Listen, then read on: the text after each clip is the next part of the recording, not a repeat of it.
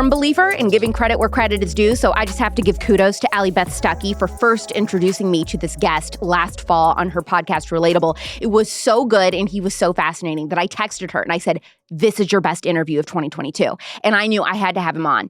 At just 26 years old, today's guest was diagnosed with stage 3 colon cancer. When you're caught between life and possibly death, you have one chance to get it right. After listening to doctors demand that he immediately start chemotherapy, he couldn't ignore his natural instincts telling him that in spite of being given a diagnosis, he had the ability to change his prognosis if he buckled down and radically changed his diet, mindset, and lifestyle. Half of men and nearly 1/3 of American women are predicted to get cancer in their lifetime. It's highly likely that someone you love, or even you, have had to face the horrific nightmare that is cancer in your life. Maybe you or your loved one chose chemo. Maybe you didn't. Maybe you or someone you love was just diagnosed and aren't sure what route you want to take. What I hope you take from this conversation is not that chemo is going to kill you or that it's a mistake, but that there are options for you to know about, even if your doctor isn't explicitly suggesting them. And most importantly, there will be amazing tips, tricks, and habits to learn about in this episode that can help improve everyone's health, not just cancer patients. There may be suggestions you vehemently disagree with. And let me just give the disclaimer that today's guest is not a doctor or a scientist. Obviously, I'm not either. He's just a regular person like you and I who was diagnosed with cancer, chose nutrition and non-toxic therapies over chemo, and won. And he's helped millions of people around the world do the same thing. Welcome Chris Wark, aka Chris Beat Cancer, to The Spillover. Chris, you believe that cancer is actually not something you fight. You believe that it's something you can heal naturally. That piqued my interest from the get-go. And really, that goes against everything that we've been taught as a culture about cancer. And it's also your true story. So could you start from the beginning and kind of tell us about that? Sure. Thanks for having me on, by the way. So I was diagnosed with stage 3 colon cancer when I was 26.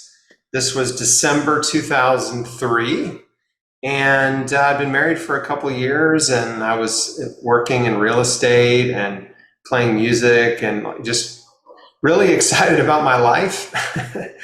And I started having abdominal pain, and it kind of progressed and got worse throughout the year. And then by December, it was pretty intense, and I had a colonoscopy, and they found a golf ball sized tumor. So that was confirmed colon cancer. I was told, you got to have surgery right away. We got to get this thing out of you before it spreads and kills you. And at that point, I would describe myself as a very typical cancer patient. And that is, I had no idea what cancer was. I didn't know what caused cancer. I didn't know what the treatments were. Didn't know anything about the disease. And I'd never even really had anyone close to me go through it, like a family member or a friend. And so I was pretty clueless.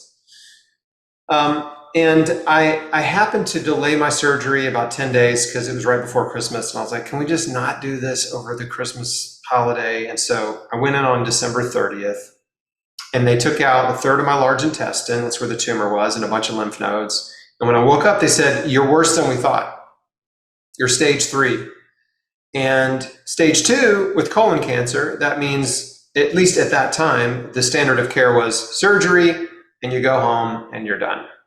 Stage 3 means surgery and chemo.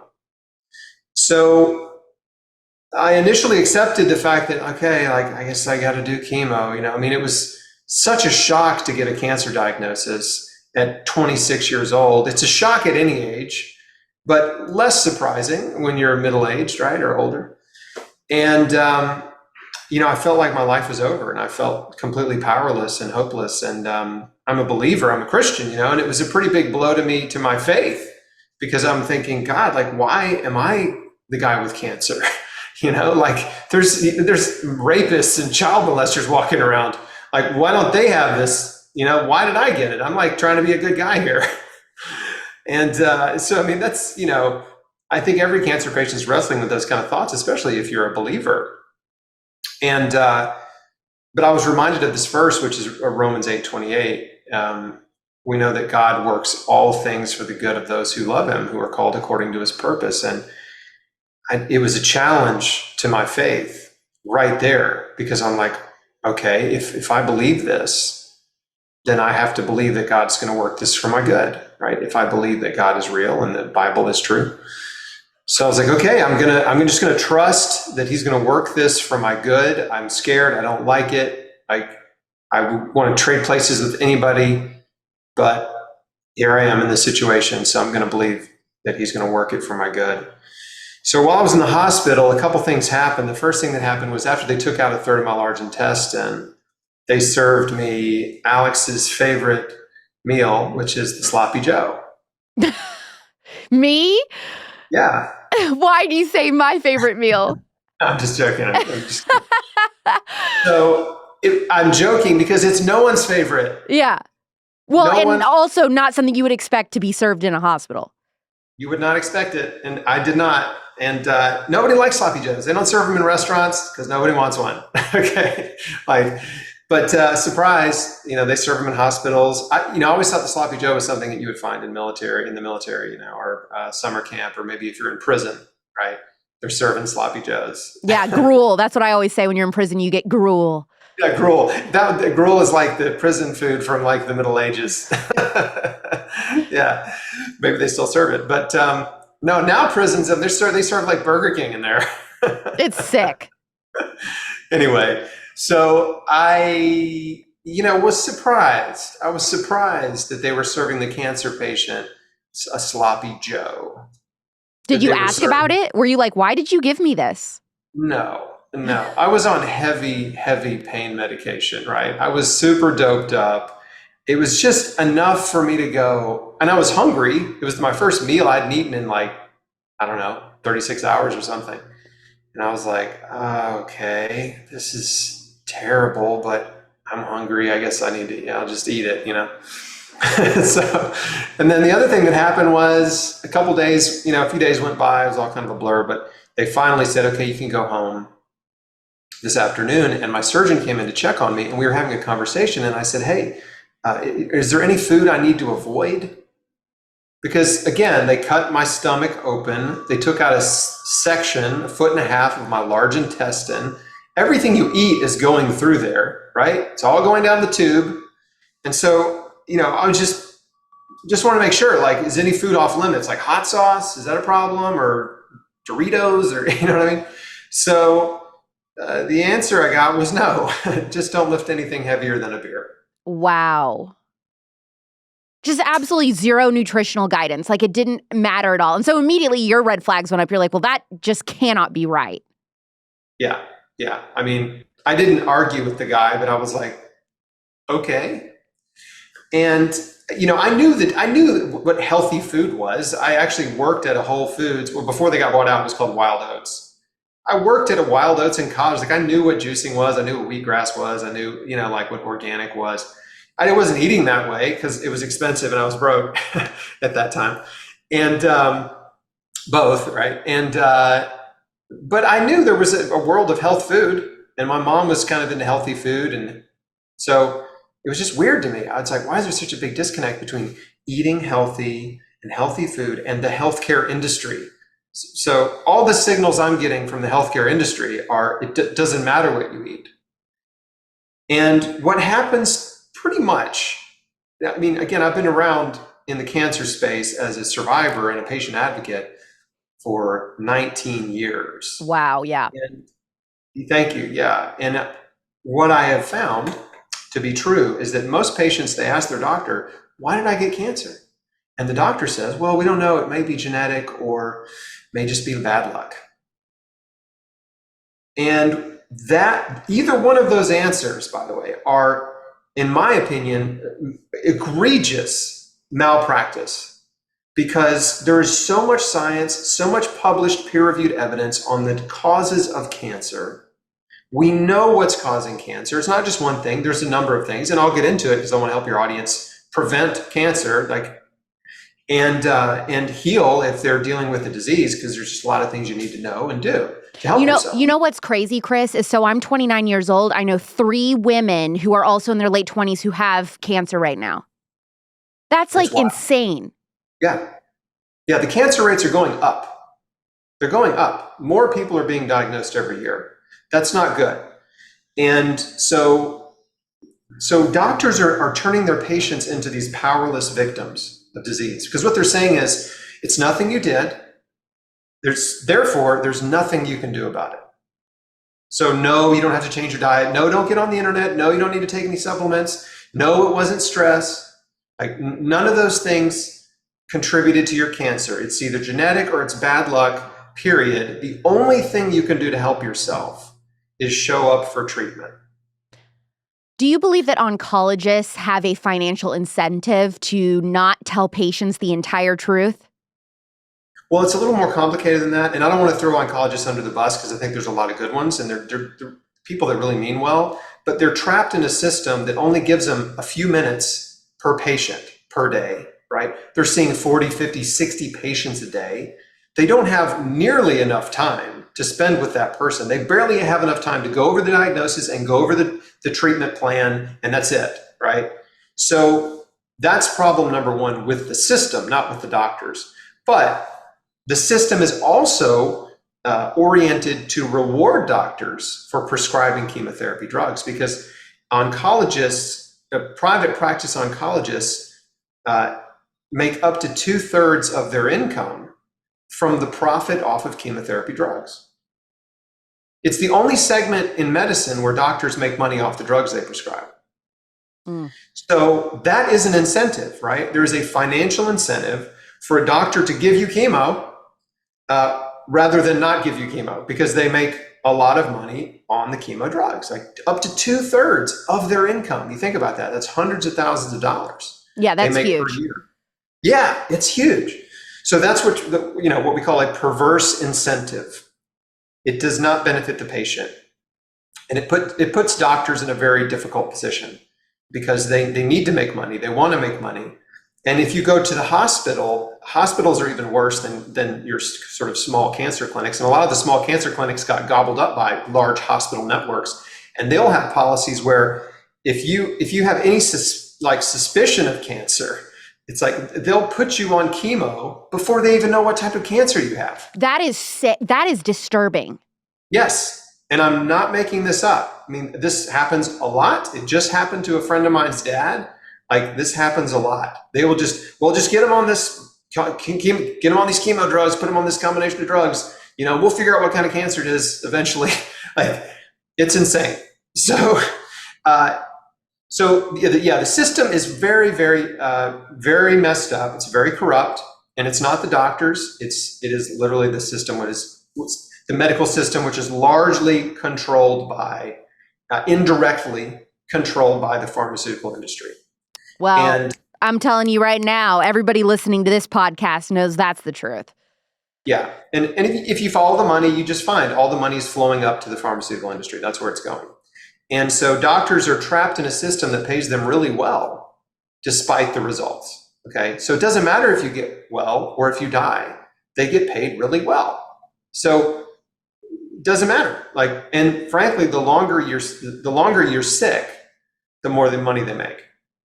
So again, perverse incentives, right? And I talk about this. I've got a book called Chris Beat Cancer. I've written 3 books, but my first book tells my story in great detail. But also, there's 3 or 4 chapters in there, 4 chapters that really go on a deep dive into the problems with the medical, cancer, and pharmaceutical industries, and just how corrupt they are. But that's just that's a teaser. What I've just told you. So. And we're rabbit trailing pretty hard, because people are like, well, what happened with you? So anyway, I get home from surgery. I'm weaning myself off the pain medication, because I just didn't like being on it. I just didn't feel good on it. And as I sobered up, I realized, wow, I've got to start. I'm going to do chemo. This is my future, is the chemo patient. And we've been conditioned to believe, by the way, that cancer looks like a bald person. Right? That cancer makes people bald and sickly, right? That's like when you think, what's a cancer patient look like? You have this image of a chemo patient. It's the chemo that is doing this to people. It's not the cancer. And so, not that cancer can't kill you. Of course it can. But but I just saw myself becoming this chemo patient. And we've all seen people in out there in the world or in our circle of friends and family that have gone through chemo. And it's when the first time you see someone in that state, I mean, you know the feeling, right? Oh, absolutely. Yeah, it's heartbreaking. You feel like, Yeah. what can I do to help? You feel helpless.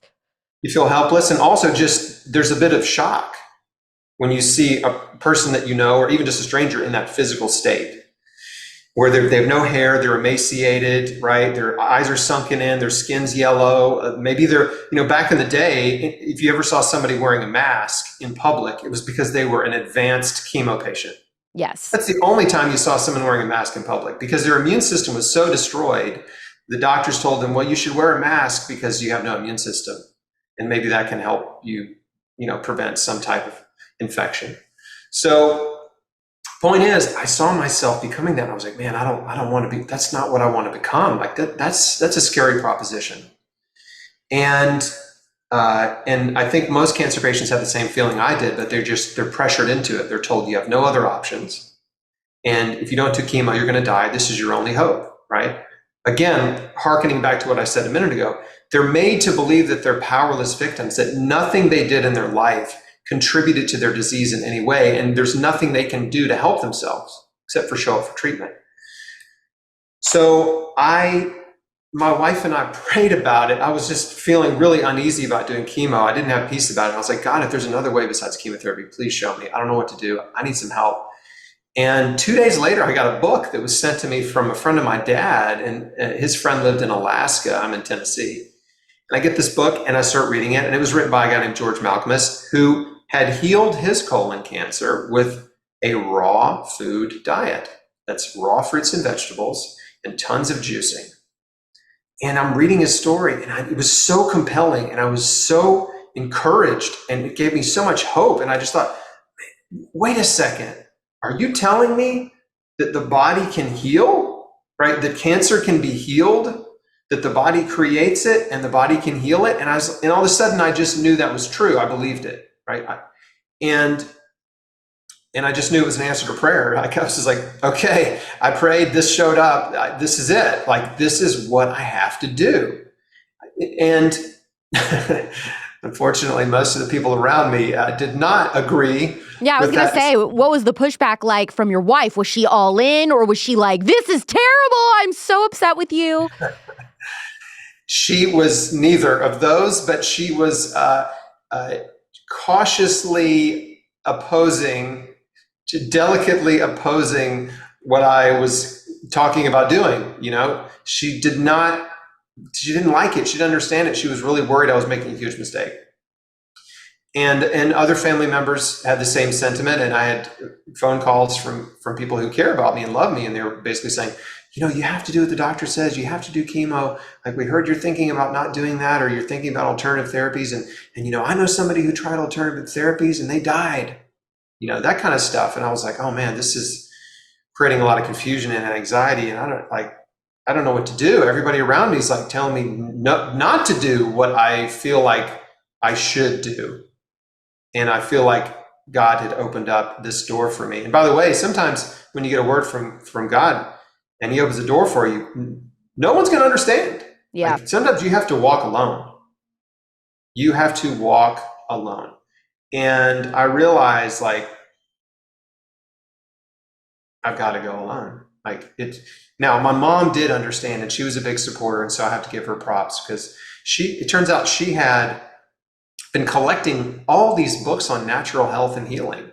She was a voracious reader, never had health problems, but she just loved health and wellness books, probably like a lot of your audience now. I mean, just really wanted to be healthy, was into healthy stuff. She was a kind of a crunchy mama in the 70s, which looked a lot different than today's crunchy mamas. Today's crunchy mamas are like way more hardcore than my mom was. I think we all know where we were when we heard that the government-funded food pyramid announced Lucky Charms were healthier than steak. On a scale of 0 to 100, 100 being a highly encouraged food, our government gave Lucky Charms a 60, and then they gave steak a little above a 30.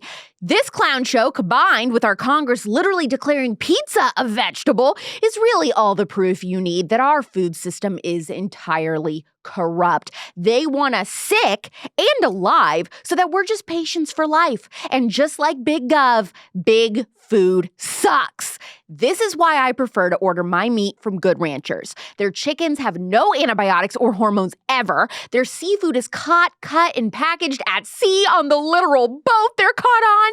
Their beef is sourced from local ranches and farms throughout the heartland of America, grass-fed and grain-finished. Why does that matter? That means it's supremely healthier, but none of the taste you expect from your meat will be sacrificed.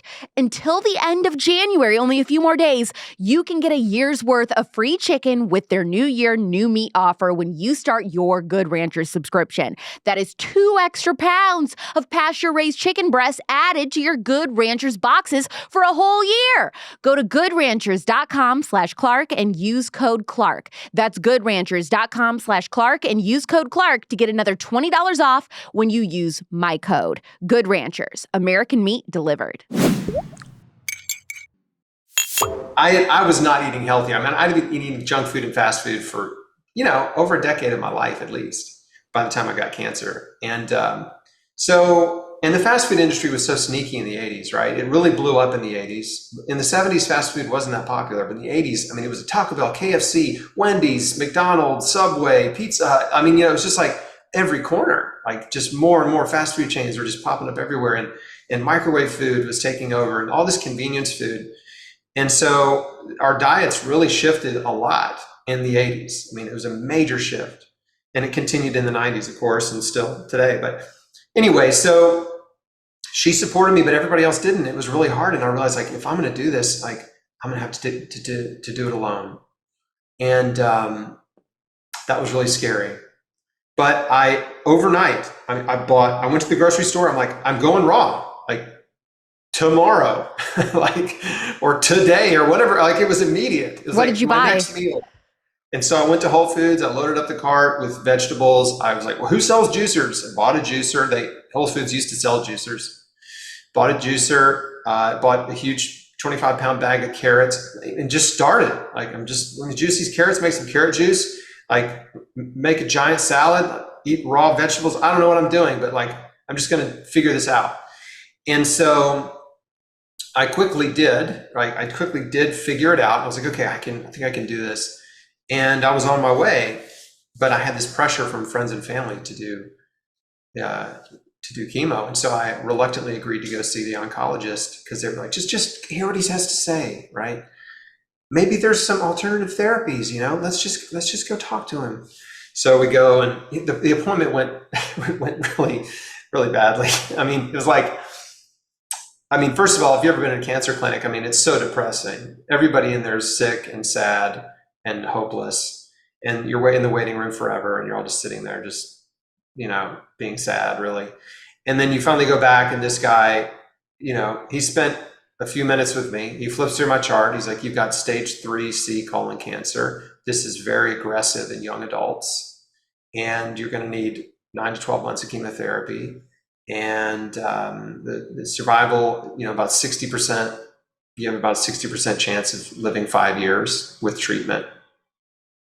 And I'm like, man, like 60% chance of living 5 years, that's pretty low. That's pretty close to 50%. Maybe he's wrong, maybe it's just a coin toss. And so I wasn't inspired by what he told me, was not encouraged, did not give me any hope. And I said, well, what about the raw food diet? And because I'd been on it for a week, and I was actually feeling good. And he said, no, you can't do that. It'll fight the chemo. What?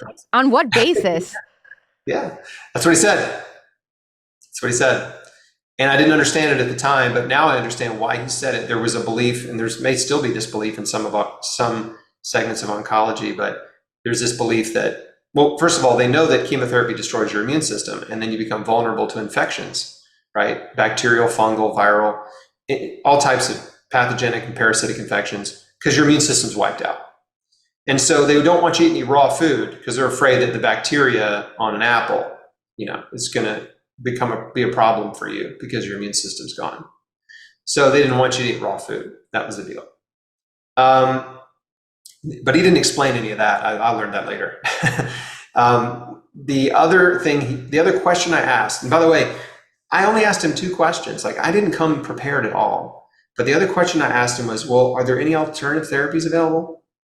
And just those 2 questions was enough to like get under his skin, and his demeanor changed from, pleasant to sort of like condescending and arrogant. And he basically just says, no, if you don't do chemotherapy, you're insane.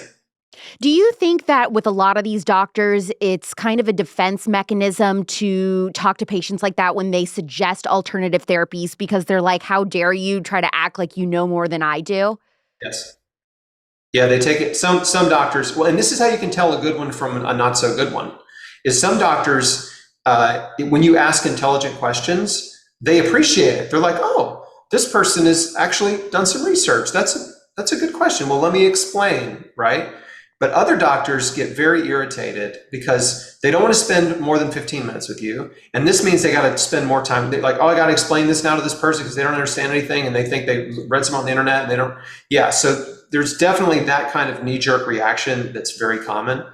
And I have a downloadable guide. If anybody in your audience is interested, it's called 20 Questions for Your Oncologist. So if you know someone with cancer, if you're a caregiver, or if you have cancer, go to chrisbeatcancer.com. There's a link to this on every page of my website. It's free. But in that guide, I'll give you the most important questions that you need to ask. Because if you don't ask the right questions, you're not going to get all the information, and you're going to leave there basically intimidated into treatment. But if you ask the right questions, that opens up, you get the truth, right? You get the truth, or you get a reaction from your doctor that kind of reveals who they are. Right? It reveals whether or not they really care about you, or if they're just trying to shuffle you through like just a herd of cattle, right? Next. And that's how these clinics are. It's like if you ever worked in a restaurant, just trying to turn over the tables, just get them in and out.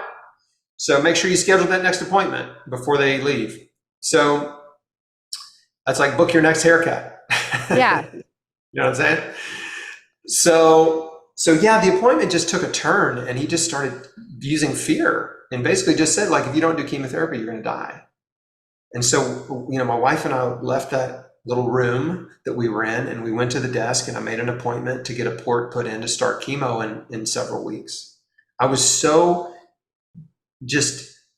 hopeless, and I felt so helpless and victimized. And he had successfully coerced me, right, and manipulated me into saying yes to treatment that I didn't want to do.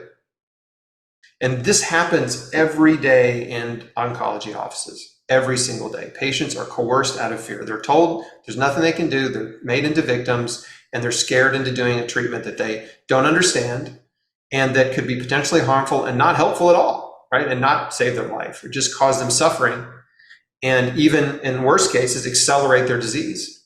So, this is the stuff that I talk about all the time as a patient advocate, and trying to help patients make the best decisions for themselves.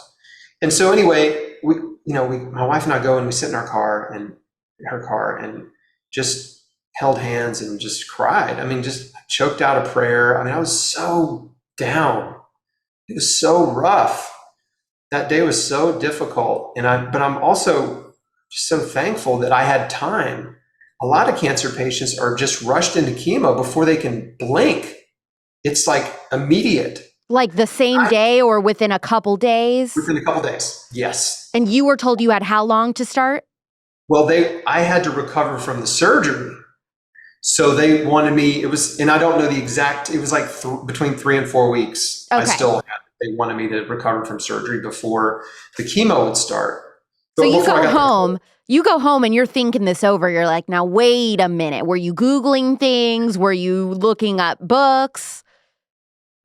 Yeah, I went home. I knew I had time, and I just did a lot of praying, a lot of reading, a lot of soul searching, and I just fired up the juicer. I'm like, I'm just going to keep doing what I'm doing. Okay. I'm not like, I didn't give in to hopelessness, but I was just like, I'm just going to keep doing what I'm doing. And I don't know what's going to happen, but I know what I'm going to do today, right? Today I'm juicing. Today I'm eating raw food. I'm just going to take care of myself the best I can today. and I'm not going to worry about tomorrow, right? And that was really tough. Jesus said, don't worry about tomorrow, but it's pretty tough to not worry about tomorrow when like chemo is coming at you, right? When something really scary is like coming.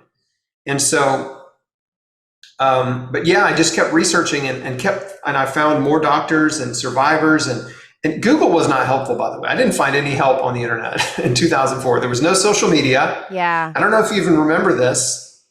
Okay, can I call you youngster because you're 29 and I'm 45? Sure. like 2004, the internet was weak. Yeah. Like, there was no Facebook, no YouTube, no Twitter, no Instagram. Like, what did people do on the internet? I don't even know. There was no video. Pretty much sending emails. Yeah, it was like you could read stuff, but there was no video on the internet in 2004. Like the clips were like 10 seconds long. Like it was not like we're doing now. So anyway, but I just went from book to book to book. You read one book and that turns you on to other books. And so I just kept reading and reading. And that day kept getting closer and closer. And then finally the day came that I was supposed to go get the port put in. And I just woke up that morning and was like, I'm not doing it. Like, not now. Maybe later. But what I want to do right now is I want to continue to build my body up. I don't want to tear it down. Like, I'm detoxifying. I'm changing my life. I'm overdosing on nutrition. This is the way I was thinking. And I want to keep doing that. Like, I want to keep changing my life for the better. And I just kind of started on that journey. And I was like, I don't want to stop. And I was, again, so from there, I found a naturopathic doctor. And then from him, he connected me with an integrative oncologist who was totally supportive of what I did, of what I was doing. And he honored me and my choices. He didn't try to talk me into chemo. I told him what I wanted to do and what I was doing, and he respected that. And isn't that supposed to be, especially somebody who's facing life and death, shouldn't that be what the doctor-patient relationship is like? Yeah, it should. And the difference between this doctor and just the other doctor, just to compare two, is he was in his 70s. He had spent, his entire life, his entire career treating cancer patients with conventional methods, surgery, chemo, radiation. And he had seen these treatments fail, the majority of his patients. So he had this time and perspective that the young doctors don't have, right? The young, arrogant doctors don't have it. And so because he was older, he just knew. He's like, hey, I know what's going to happen if you do the standard treatment, right? I know what the end result's going to be. So I'm just so thankful for him. And he's passed away now because he was in his 70s back in 2004, but he was awesome. And he did IV vitamin C treatments. And the cool thing about him, he retired and then he came back to practice. And that's when I found it. He had come back into practice again. And he was incorporating non-toxic and alternative therapies like IV vitamin C. And because he wanted to help his patients get well. And he just knew there's got to be something else out there. He was studying Eastern medicine in his 70s.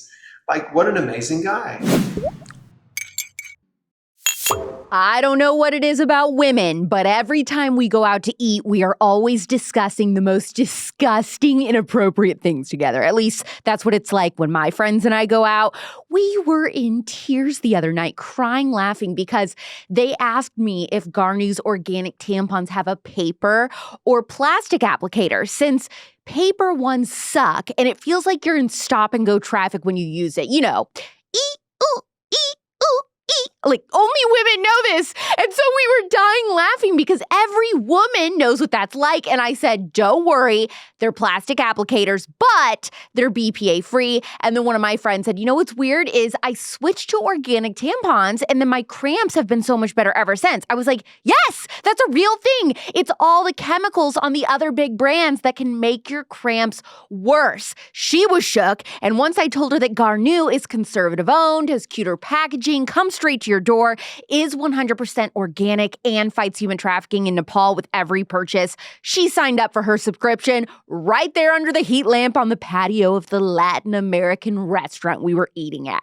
You can try it too. Go to garnew.com/spillover and use code spillover to receive 15% off your first month of organic tampons when you subscribe exclusively for Spillover listeners. That's garnuu.com/spillover with code spillover for 15% off. Or just click the link in the description. That's always there for you.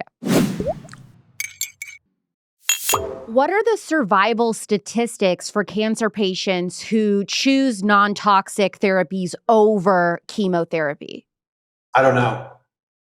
And there's no way to calculate them because no one's done a proper study and there's too many variables. Like, for example, what type of cancer do they have? What stage do they have?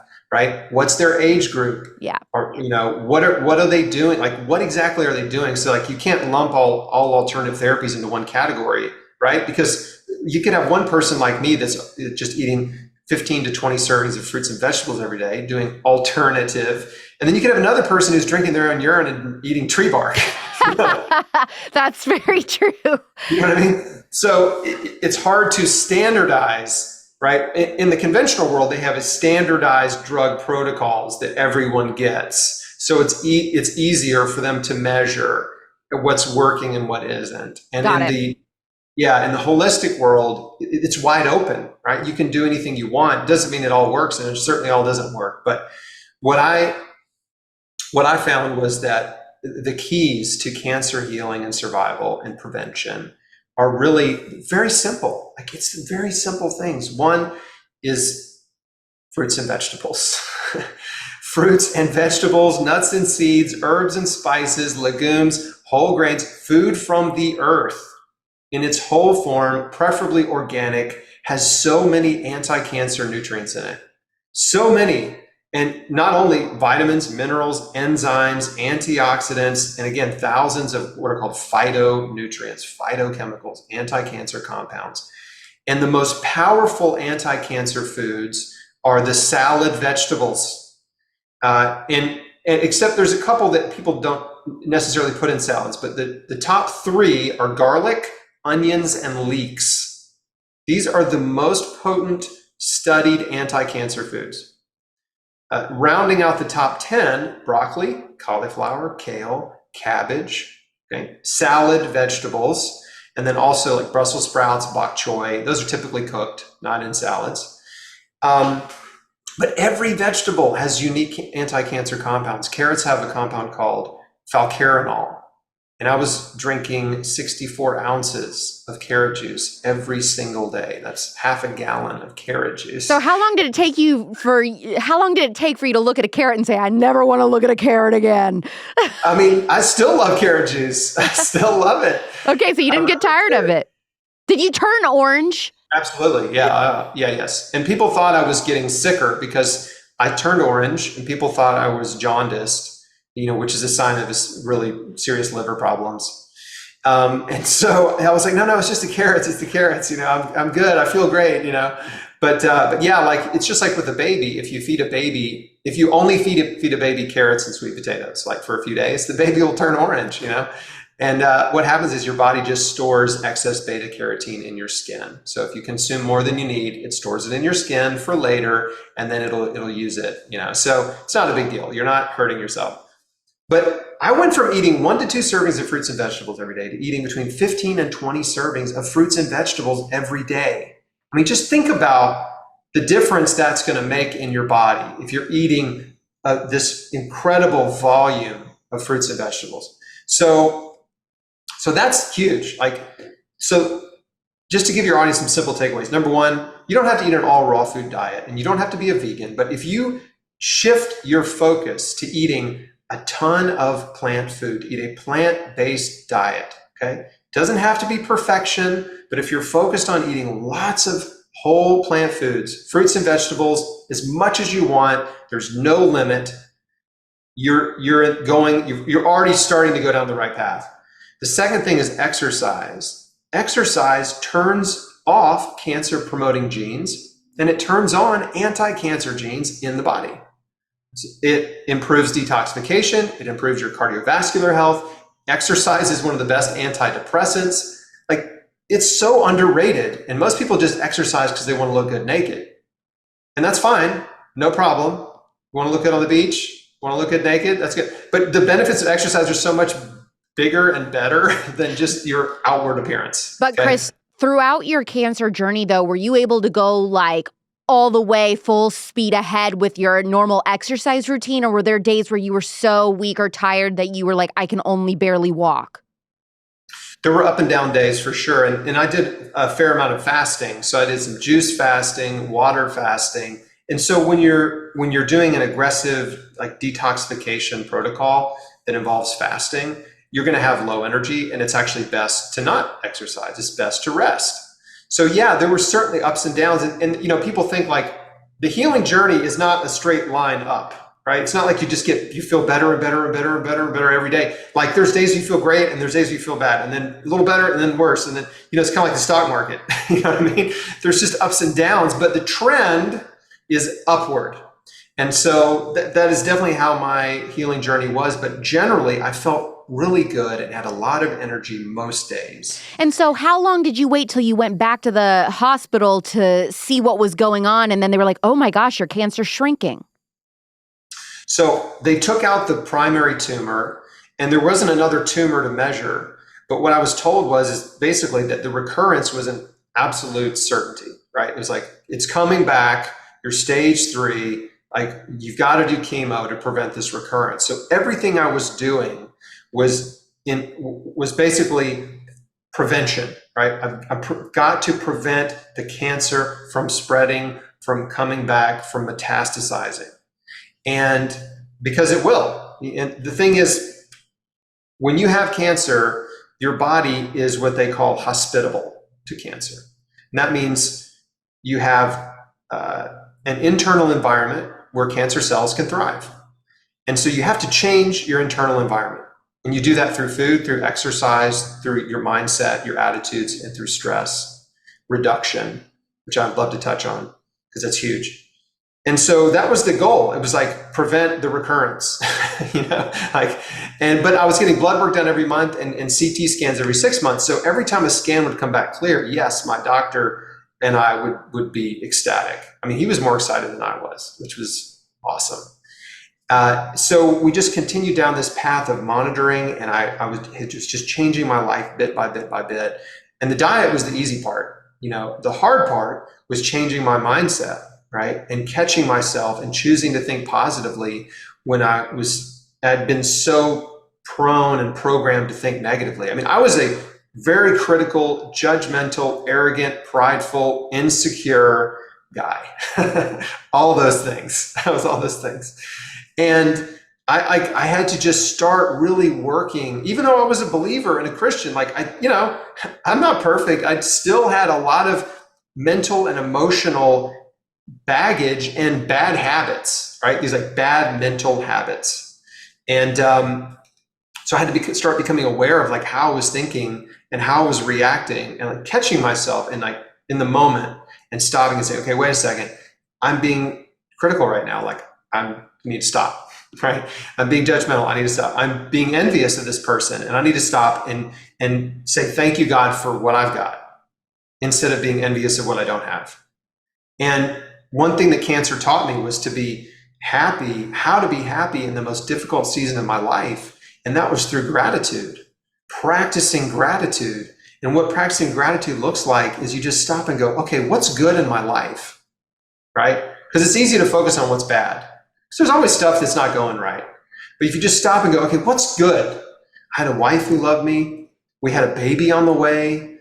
I had a house. I had enough money in the bank to pay the next set of bills. I had enough money to buy the food and supplements I wanted to take. I had both parents love me. I can get out of bed.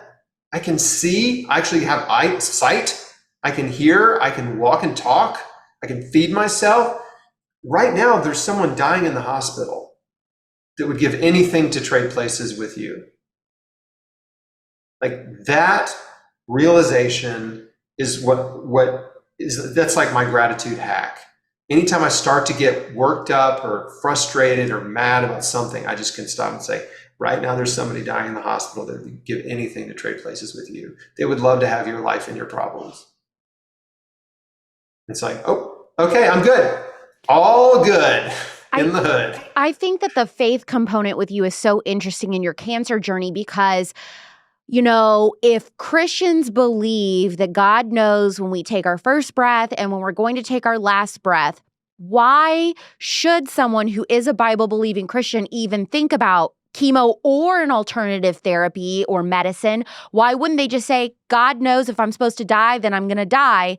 I'm just going to coast through this?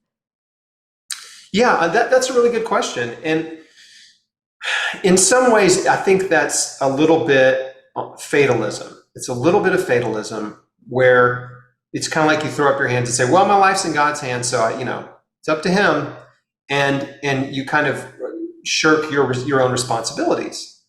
And in James it says faith without works is dead. Okay, faith. What's faith? Belief. What are works? Action. Right. So if you believe something is going to help you, you should take some action and do it. And so for me, I would have loved. I know people who have been healed miraculously of cancer, just immediately, miraculously, and it's amazing. Like I love that. But for me, looking back, that's not what I needed. I didn't need to be healed miraculously. I needed to change my life because the way I was living was killing me. Mm-hmm. And this applies to a lot of people. Like we are living really unhealthy lifestyles and we don't realize it. We're eating way too much processed food and junk food, which just on a biochemical level is bad over time. It causes all kinds of problems in your body. Too much sugar, salt, and oil, too much animal protein, too much fat, and not enough just simple whole foods from the earth. Well, you talk about in your book about how a lot of people have this mindset that cancer was done to them. And you believe that it's really important and crucial for cancer patients to realize, no. I did play a part in my body becoming vulnerable to cancer. Why do you believe that's so important? I had this realization, which was maybe it's my fault. Maybe it's my fault. And if it's my fault, then that's actually good news. If I caused this, maybe I can fix it, right? If I contributed to my illness, maybe I can contribute to my wellness. And whether or not I caused it, whether or not you caused your cancer is really inconsequential because here's the reality. If you have cancer, it's your responsibility now, right? Doesn't matter who caused it, but it's your responsibility to help yourself. And so, again, a big part of my message is just giving patients their power back, just to help you understand you're not a victim. You don't have to just sit there and do nothing. There's so much you can do to help yourself survive that's evidence-based. Nutrition, exercise, stress reduction, detoxification. These are incredibly powerful things you can do for yourself, even if you do chemo, right? Even if you do everything your doctor says, healing happens at home. And so what you're doing between treatment can make all the difference between survival and death. Really, what you're doing, what you're eating, how you're thinking, your relationships, these are all so important. And doctors are not trained in holistic health. They're not trained to help a patient understand why they're sick, right? Why are you sick? And so that's a big question. And if you sit quietly and really think about your life, why am I sick? You will the answers will come. And not just with cancer. That's like, why am I tired all the time? Why am I, losing my hair? I don't know. Why am I so achy? All of those different things and kind of getting to the root of those issues. Yeah. But most of us are moving so fast and we're so distracted that we don't sit quietly and really think about our life and our choices and how they're, impacting us. And so like this other big component is stress. Stress is, it's a weird nebulous concept that a lot of people don't understand. I mean, people, they know what it feels like to be stressed. Like, oh, I'm really stressed out. I'm really nervous, or I'm anxious, or I'm worried, or something, right? That's fine. But stress is really, you can describe it this way. Stress is negative thoughts and negative emotions. And those negative thoughts produce negative emotions, which causes a negative physical response in your body. And that is the production of hormones like adrenaline and cortisol. And these hormones are really helpful in small doses, and they're harmful in high doses. And they're harmful if they stay elevated every day of your life for months, years. And so most of us are in this state of chronic stress. And when you're in stress, right, whether it's you've got family problems, you got work problems, you got money problems, you've got a lot of anger and bitterness toward people in your past, You've got a bunch of fears and worries about the future. You're judging others. You're being critical. You're being envious of people in your present. And a lot of us, we're just jumping back and forth between I'm angry at these people from my past, I'm worried about the stuff in the future, and I'm envious of the people in my present, right? And so that's all negative, right? Those are all stressful states. And so your cortisol is elevated and your adrenaline's up. And what those hormones do is they suppress your immune system. So you're immunosuppressed. Those hormones also promote inflammation. They also affect your brain function, how your brain works. So you can't think clearly and rationally when you're under stress. Look at what happened in the world when everybody was so terrified of a germ. People lost their minds. They did the most irrational, illogical things imaginable.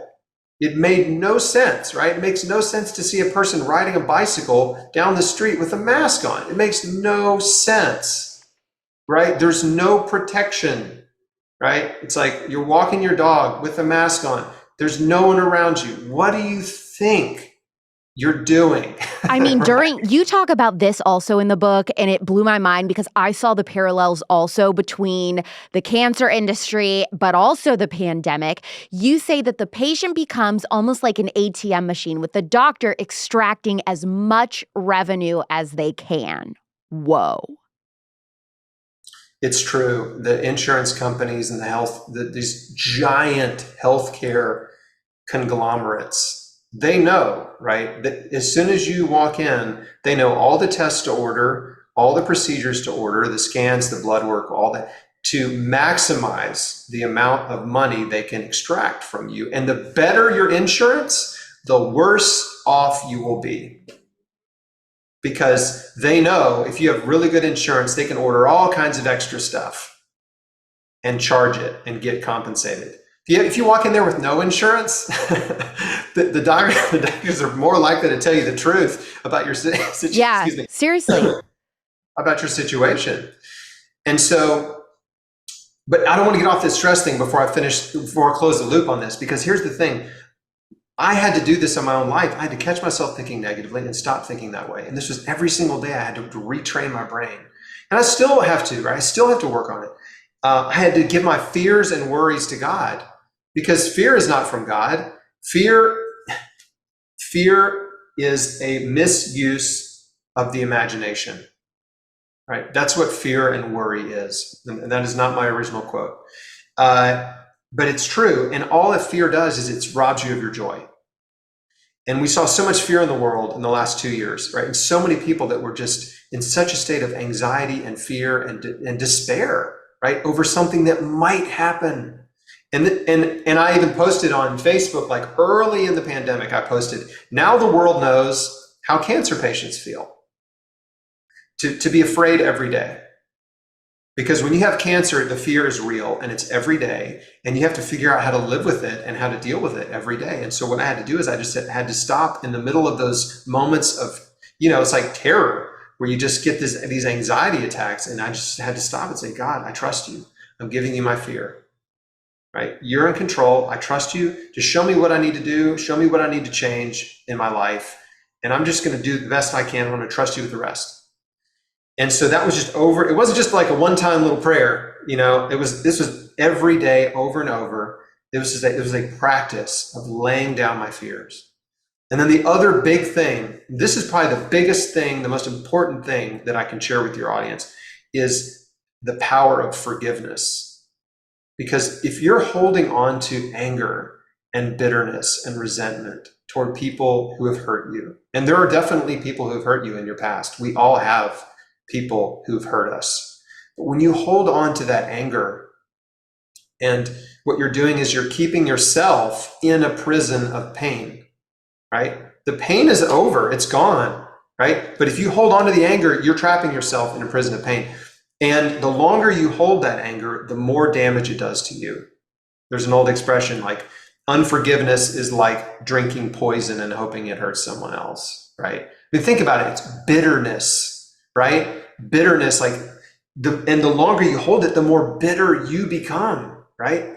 You become, and you probably met, I don't know, you've probably met people who are very old and very bitter, right? Oh, of And you course. show me, you show me a person like that, and I'll show you a person who has some serious, unresolved conflict in their life, right? There are people they have not forgiven, and they have let that make them into harden their heart and make them into a more angry and bitter person over time. And so, like, you have to recognize, okay, this is hurting me, and the solution is forgiveness. Forgiveness is the key that unlocks the door that lets you out of the prison of pain. Like, that's the way you get out. And it doesn't mean what they did is okay. It doesn't validate them hurting you in any way, but it's what forgiveness is you're saying, okay, God, I trust you. I'm going to let them go, and I'm going to trust you to deal with them, right? I'm releasing my need for justice, and they're all yours, right? That is the forgiveness prayer. When you're angry or bitter or whatever, when you're in stress, you're going to find a way to self-medicate, right? You're going to self-medicate if you're in pain, right? Not just physical pain, but like emotional pain. And how do we self-medicate? Food. We overeat. Cigarettes, alcohol, drugs, the legal kind, the illegal kind, gambling, pornography, spending more money than you have, binge watching media, right? Social media addiction, like all these things that we do to self-medicate and distract ourselves from our pain and our problems are pretty much unhealthy, okay? The only thing that people do, generally that's healthy is sometimes they exercise, and they could even get caught up in over-exercising. But point is, most of that's very destructive. So you end up in this vicious cycle, right? Where you're angry and you're bitter and you're self-medicating, and the things that you're doing to self-medicate for your anger and bitterness are making your health worse over time. So you have to break that vicious cycle, and it's like you start spinning it the other way, right? So the vicious cycle, your health is spiraling downward, and the virtuous cycle, things spiral up, right? They get better. And when you start changing your daily routine, you start this virtuous cycle where you're overdosing on nutrition, you're thinking positively instead of negatively, you're forgiving people who've hurt you, you're exercising. So like everything I'm saying are things that I did, right? That I learned how to do and that I help people do. When it comes to beauty or skincare products, I just want what's going to work. It's a very simple ask. My skin has always been as high maintenance as I am, extremely dry and temperamental, red in areas, discoloration issues. And a couple years ago, Nimi Skincare reached out to me and said, hey, we're the first openly conservative skincare company, and we'd love to send you some products to try out. I said, sure, because I'm never going to say no to a free gift. I mean, would you? I figured that, hey, you know what? My skin is so hard to deal with. Probably not going to do anything for my dry skin. Maybe it'll even make things worse just based on experiences I've had in the past with brands. But oh my gosh, I was so happy to be wrong. I was surprised from the moment I opened that first jar of hydrating moisturizer. I immediately noticed a true difference with Nimi Skincare. My skin felt hydrated and it was long lasting. My skin didn't just drink up everything right away, leaving me feeling tight and dry the rest of the day. Like, I live in Arizona in the desert, but I don't want my skin to be in Arizona desert. You feel? My redness was toned down and my skin looked brighter and smoother in texture. The cherry on top is that Nimi Skincare shares all of my same values as a Christian conservative woman. I'm guessing yours too, because they believe in faith, femininity, freedom, and family values. They're a beauty brand that's never going to go woke, and they're made in the USA. Try Nimi Skincare and get 10% off by using code Alex Clark. That's NimiSkincare.com, Nimi Skincare.com with code Alex Clark, or just click the link in the description. So you beat cancer by completely changing your diet, right? But is it your opinion that everyone diagnosed with cancer can actually beat it, that they don't have to do chemo? Or do you think that there are some people who absolutely need chemo in order to live a longer life? Well, in some cases, chemo could be helpful. There's a lot of different types of cancer. And so some easy examples. Childhood leukemia, testicular cancer, and lymphomas all respond really well to chemotherapy. And the survival of childhood cancer and testicular cancer after chemotherapy is over 90% that live 10 years or more. So that's great. Okay, the drugs are horrible, and the side effects are horrific, but they are effective. So, okay, we can give the industry credit for that. But for solid tumor cancers, breast cancer, colon, liver, lung, ovarian, cervical, brain, bone cancer, there's dozens and dozens of other types of cancer that don't really respond very well to chemo. And when I say respond, that's a tricky word. Chemo's not curing them. That's what I'm saying. So what does that mean? That the disease just lays dormant in their body? Well, chemo is a double-edged sword. There's a paradox. Okay, there's a paradox of chemo, which is yes, chemotherapy drugs kill rapidly dividing cells in your body, and that includes some cancer cells. And that's why when a patient does chemo, they see tumors shrink, or spots or lesions go away, and everybody's excited, and that's great. But the double-edged sword part is that these drugs also cause damage head to toe. So they cause brain damage, liver damage, lung damage, hearing loss, loss of feeling in your fingers and toes, which can be permanent. They wreck your digestive tract. And most importantly, they decimate your immune system and in many cases make cancer cells more aggressive. So what we see happen over and over and over with chemo is that patients, after some time, months, maybe a year after they finish their first round of chemo, they have a recurrence. They go back for a scan and there's new cancer in new parts of their body. And it's in their lungs, in their liver, in their bones. And that's because chemo wiped out their immune system and made the cancer stem cells more aggressive. And so the cancer stem cells started multiplying again when the chemo stopped, but their immune system was wrecked, is wiped out. Your immune cells are your army. I mean, they're designed to fight off viruses, bacteria, pathogens, and cancer cells. Like you have natural killer cells. That's their job, to kill cancer cells.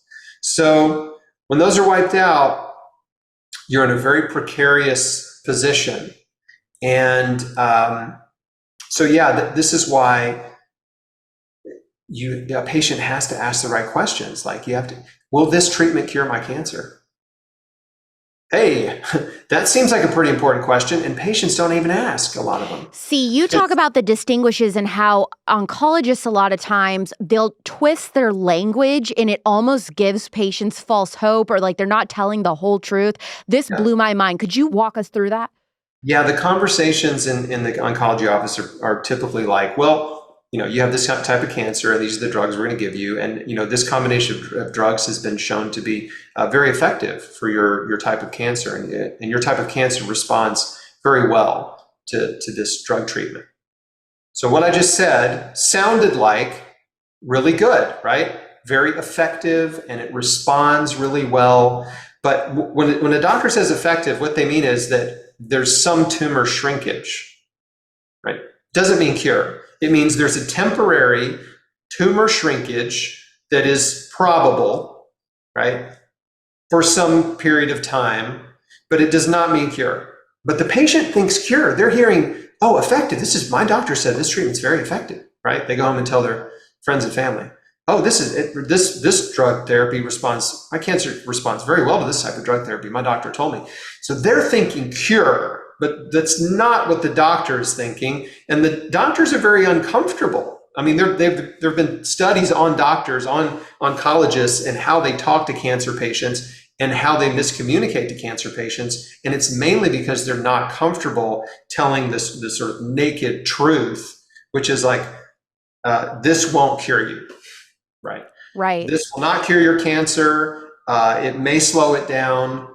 And you're going to suffer, and you're going to be very sick and miserable. That's the truth. And we don't know how long you're going to live. We don't know if the cancer is going to come back and how aggressive it'll be when it comes back. Like there's a lot that can happen. The patients are told very little. So they use, and the other problem is the drug companies feed the doctors statistics and misleading information about the drugs that the doctors repeat to the patients. So, I mean, and this isn't just cancer, this is all the drugs, right? Drug companies fund their own studies. They create marketing materials that they give to their salespeople That's drug reps. These are salespeople who go to the doctor's office and pitch the doctors a sales pitch on a new drug, and they use the science that the drug company funded and produced to make the drug look like it works really well. And they convince the doctors to prescribe the drugs with this science that they funded and massaged and manipulated. And that's how drugs get prescribed. That's how they get FDA approval with, shady science. And that's how they're passed down to doctors. And doctors believe things are changing. I think one of the silver linings of the last 2 years is a lot of doctors are waking up and they have probably the lowest confidence in the pharmaceutical industry in many, many decades. Oh my gosh. That's amazing news, honestly. And what you're describing is exactly what happened with Purdue Pharma and the opioid epidemic. Yes. That's exactly what happened with Purdue. I mean, this has happened over and over and over with lots of drugs. If you look up Vioxx, if you look up Bextra, I mean, there's so many drugs that have been recalled from the market that should have never been brought to the market, but they got FDA approval because the drug companies lied about the drugs, about their efficacy and about their safety, right? Safe and effective, right? Those are the two big buzzwords that every drug needs to be to get approval. And so there are brilliant minds, scientists and researchers and executives that all get together to make drugs look as safe and effective as possible. Because here's the reality. If they get a drug approved, there's billions and billions of dollars of profit. It's almost immediate. If they can get a drug approved to market, billions of dollars are coming in. And the longer they can keep it on the market, the more money they make. And eventually, if the drug is a shoddy drug, if it turns out through independent studies, because those independent studies on the drugs come years later, right? The drug companies' studies get it approved, and then independent doctors and scientists will study it eventually as they give it to patients. But as those studies come out and show that the drug doesn't work any better, or that it's worse, or that the side effects are, life-threatening, or not nearly as safe as the drug company said, then the drug gets recalled. But it's too late, because tens of thousands, hundreds of thousands of people have been harmed, maybe millions, depending on the drug. And the drug company gets slapped with a fine. In one of the biggest fines ever paid, Pfizer and Merck have paid the two biggest fines in history, billions of dollars in fines. And guess what? The fines they paid were a fraction of the profit they made. Yep. It's like, we made $15 billion and we paid a $2 billion fine. It's like worth it to them. Oh, totally worth it. So if you could do something illegal and make a ton of money, and then you just paid a fine and paid back a little bit of it, like this. So this is their playbook, and it is really, really horrific. It's corrupt to the core. And if you understand that the drug companies, they're funding political campaigns on both sides, right? Yep. They're giving money to politicians. They're lobbying politicians constantly. They have huge lobbying armies. They are funding med school research. They are funding universities, med school universities. They're running ads on television nonstop. They're funding the media companies. So they're some of the biggest advertisers for the Today Show and the nightly news and stuff like that. So, they've just completely infiltrated. The tentacles are everywhere. They have such massive control and influence over all aspects of our life. If you think about it, and so I'm not trying to be, too crazy down a conspiracy rabbit hole, but it's not a conspiracy. This is how they operate. It's in plain sight. Yes. It's out in the open. We've just seen it so much we've become numb to it, right? How many drug commercials have you seen, right? It's like you can't even, it's every other commercial on television. Oh yeah, you don't have to worry about any of that being too conspiracy to me and my listeners, because we're all we're on it. We know. It's so obvious. They operate in plain sight, and I think that's what they get off on, honestly, is they're just look what we can get away with, and everybody knows, and they can't stop us. Right, and it's high fives for all the executives and huge mega $1 million bonuses.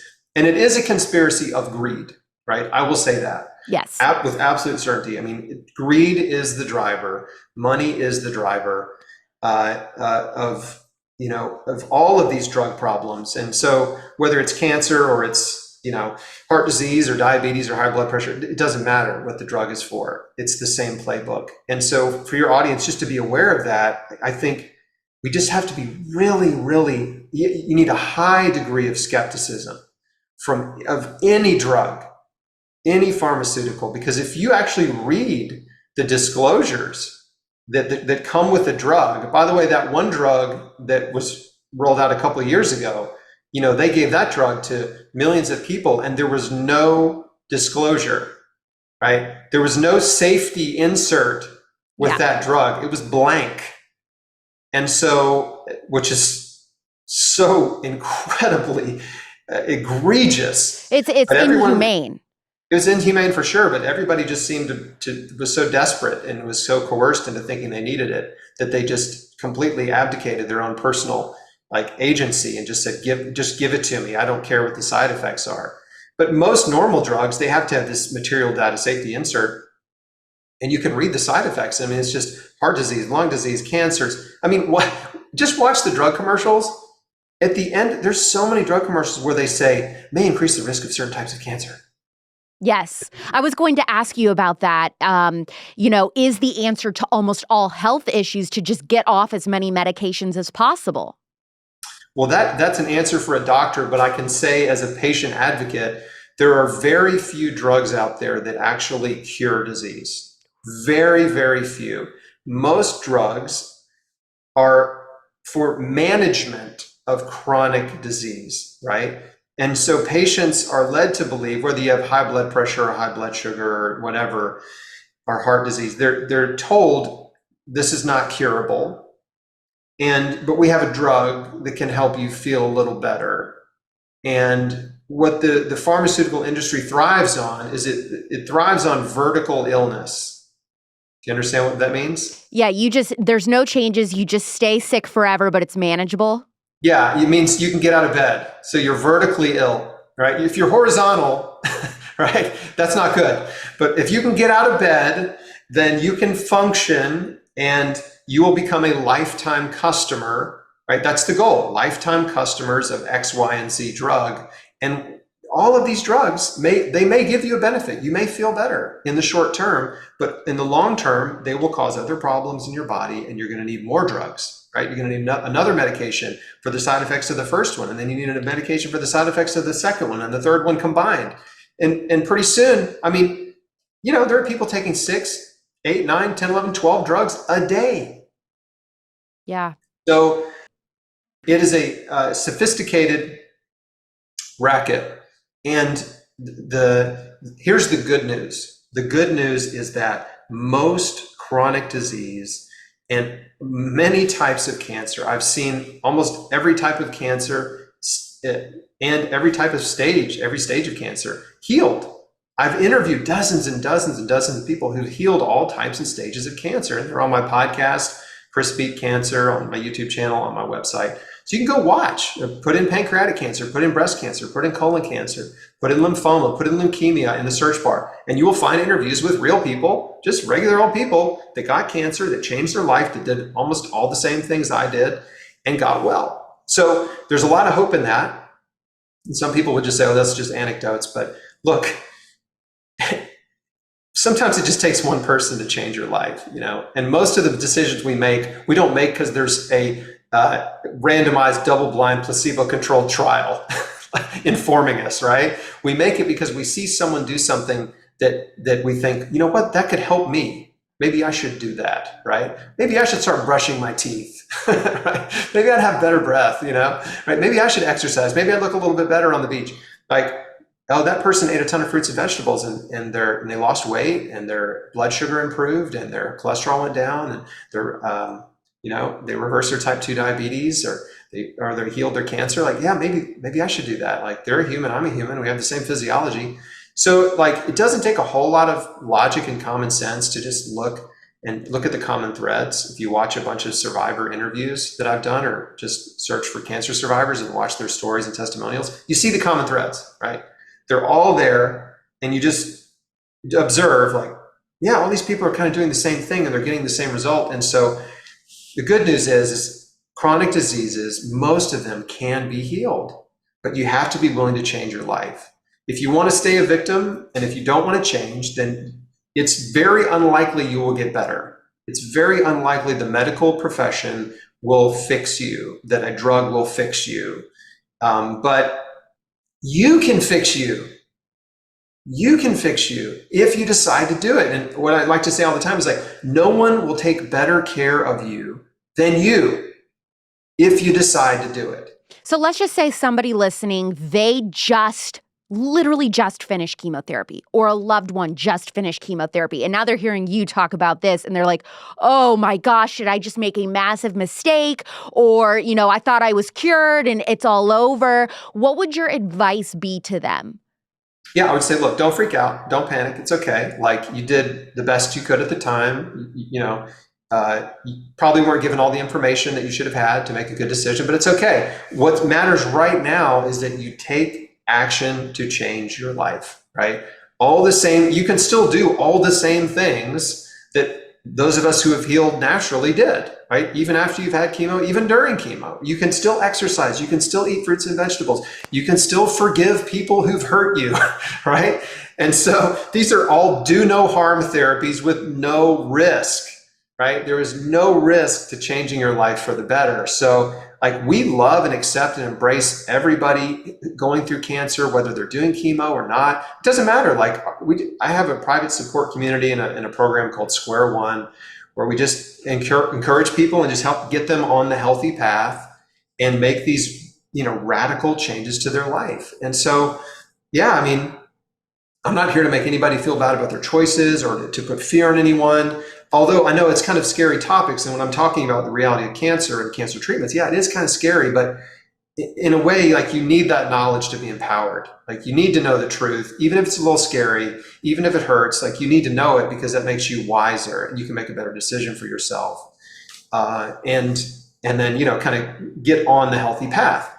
If you have somebody that is going through cancer and they're in the middle of making that decision on if they're going to pursue chemotherapy or not, is there a better way to approach somebody and try to get them to consider alternative therapies? It's hard. It's hard. I'm glad you asked that question because I know a lot of people are thinking about this and this is on their mind and there's somebody that they care about, right, in their life or whatever. Okay. First, I'm going to say something that's going to sound really pessimistic, and then I'm going to follow it up with something hopeful. The pessimistic answer is that, and this is from my own experience over 19 years, is that sometimes the people that you want to help the most, you cannot help. Full stop, right? Sometimes you just can't help them, and it's usually the people closest to you, right?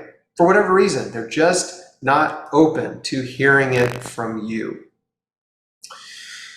or me. I'm not saying you personally, I'm just saying, the general you. Okay, but having said that, you should still try. And the trying looks like this. Like, hey, do you know about Chris Beat Cancer? Have you heard of this guy? He's got a book. You should read his book. It's amazing. If you've read it and you think it's great and you think it's amazing, then just gush about it, right? Or, hey, he's interviewed like a ton of people who've healed cancer, all types and stages, on his website. Like, I don't know what you're thinking about doing or whatever, but I thought of you and I thought this would maybe give you a lot of hope and encouragement and like inspiration. I mean, that's why I do what I do. I mean, that's it. To give people that tiny spark of hope. And it's not just this false hope. It's a very specific hope. And that is this hope that inspires a belief, and the belief is that you can heal, right? You have to believe that healing is possible. This is what I'm trying to do for your audience, for everyone I speak to. I'm trying to just help get them to that tiny little seed of belief that healing is possible. Because once you realize that healing is possible, that sort of unlocks this potential, right? That you're like, well, wait a second, maybe I can get well. If I can heal, if this is possible, like, I need to learn more. Right? And then I need to do something, right? I don't need to just sit here in the lazy boy, right, eating ice cream and waiting for my next doctor's appointment. Like, I need to go for a walk, I need to get out in the sunshine. I need to go eat some vegetables, right? Like these are the thoughts that start happening in that person's mind. So I just encourage, like, just send folks to chrisbeatcancer.com. There's a video, the first video on my website is called What Every Cancer Patient Needs to Know, and it's 11 minutes long. It's an easy, it's 11 minutes. And I kind of just lay it out like in a way that I've gotten so much feedback over the years about the video. People just love it. It's just me laying it out in a way that gives people hope, and hopefully the light bulb goes off and they realize they can take control of their life and their health, and their choices matter, and they can influence their future and their survival. So that's like the gateway drug, I think, to my world, is that 11-minute video. And then hopefully they'll read my book, or maybe they'll join our private community, our Square One community, or they'll just start watching all those interviews and like just really digging in and changing their life. Like, I just get so excited when I see people doing that. It's like, this is why I do what I do. chrisbeatcancer.com. Chris, your story is so inspiring and just incredible wisdom and knowledge shared with us today. And I also just want to commend you and tell you, like, I think you have done such a cool thing with God gave you this set of circumstances, and then now you've turned this whole thing into a ministry. Like, you're helping people beat cancer and you're giving them health tips and how to live healthy and all that, but it's a ministry, which is just absolutely incredible. So thank you so much for coming on The Spillover today. Thank you, Alex. This was really fun, and I just appreciate you so much. And thank you for the opportunity to talk to your audience and share my story. It really means a lot. And really impressed with you, and keep up the great work. I really appreciated and enjoyed that he seemed to have a holistic health approach focusing on mind, body, and soul. I know some of the criticisms of his story are that, you had surgery first and then you made changes to your diet. Would changing his diet alone have healed his cancer without the surgery? That's something we'll never know. I also found his comments about how only certain types of cancer should be treated with chemo to be really unique. And I don't know if that's a rare take or not, because I've never spent a significant amount of time speaking to people who've dealt with this. I remember in his book, he said that since chemotherapy was introduced in the 1950s, the cancer death rate has tripled. That is a mind-boggling statistic. I definitely want to say that having a loved one with cancer or having it yourself is not something I can personally relate to. So I truly enjoyed his story as someone who's very ignorant on the topic as a whole myself. I hope that those of you who do have personal ties to cancer will message me. Tell me what you thought of his advice. I thought that his take on forgiveness in particular was a really good reminder for all of us, cancer or not, that carrying around that emotional weight isn't healthy. And I am not a forgiver. I haven't forgiven anyone in, ever, I don't think. Never in my life. Chris's anecdote about holding a lifelong grudge about something that happened on the playground is literally me. So I felt pretty convicted by that part of the conversation. And I know God is probably not very happy with me about the way I handle hurt in my life. So woo! How's that for sharing? By the way, I mentioned that I learned about Chris through Allie Stuckey, and I have a great episode with Allie from season 2 of The Spillover. It's episode 1, where we discuss her birth stories with both of her kids and the dark side of the birthing industry in hospitals, speaking of the corruptness in the medical industry that Chris and I covered today. This episode with Chris is my last for our health and wellness theme month on The Spillover. I feel like it was a huge success. The feedback from you guys at least made it seem that way, so maybe we could make this an annual event every January. Typically on this podcast, I do interview a different person every week that has a shocking life story or expertise on any given topic. It could be true crime related, political, relationship centered, anything. Next week, we'll be back to our normal routine, and I'm going to introduce you to someone that has been all over the news recently. She's the same age as me. She went to one of the most liberal colleges in America, was completely brainwashed on leftist ideologies, and even worked for Hillary Clinton's campaign. Now she's a conservative. She'll share her journey of how she got to where she is now. And also what I was really looking forward to on this interview was talking to her about what it was like working for Hillary's campaign on election night in 2016. It'll have you on the edge of your seat. Make sure you're subscribed to The Spillover so you don't miss that episode. That comes out next Thursday at 9 p.m. Pacific and midnight Eastern, anywhere you get your podcasts. Get more content by subscribing to Politics on YouTube. I'm Alex Clark, and this is The Spillover. Love you, mean it. Bye.